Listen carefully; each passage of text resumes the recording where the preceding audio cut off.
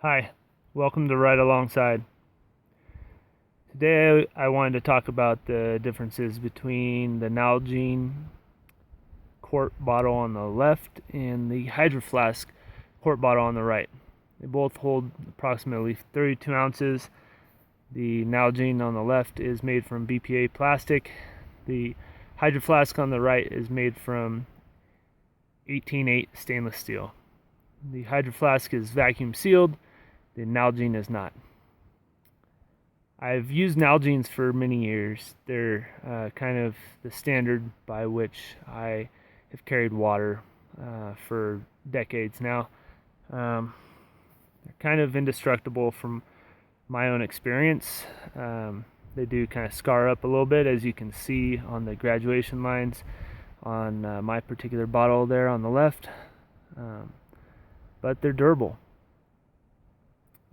They have no taste to them, and no taste from the bottle, and they've been great bottles for me over the years.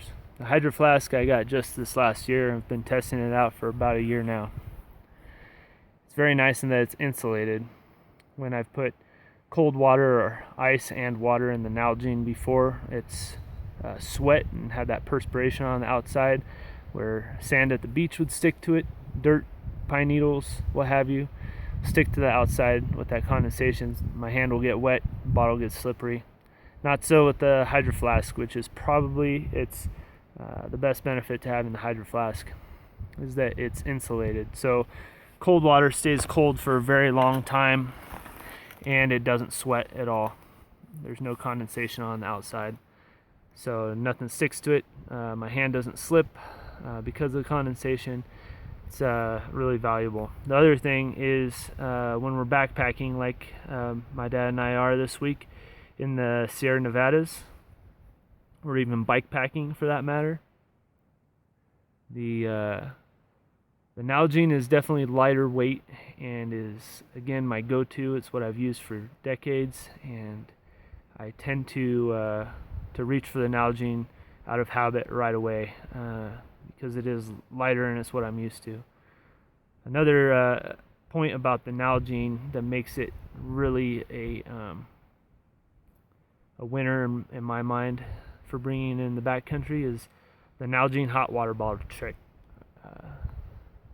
Many backpackers and campers know that you can pour boiling hot water into a Nalgene and it will stay warm in your sleeping bag all night long.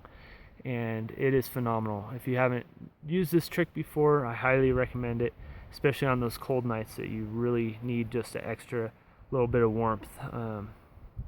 It can make all the difference. On the flip side, with the Hydro Flask, it can keep hot water hot for a very long time. Depends on how cold it is outside and how long you need it to stay hot, but it can stay hot for a very long time.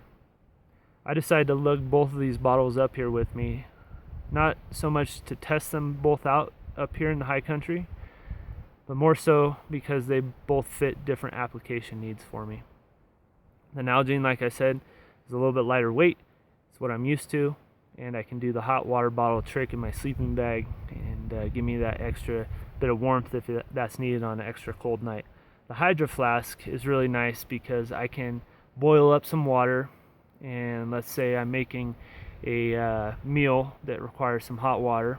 I can make that meal, but while that meal is cooking, I can pour the remainder of the water that I boiled into the Hydro Flask, and it will stay hot for hot chocolate or coffee or whatever it is I want to make after I eat my meal.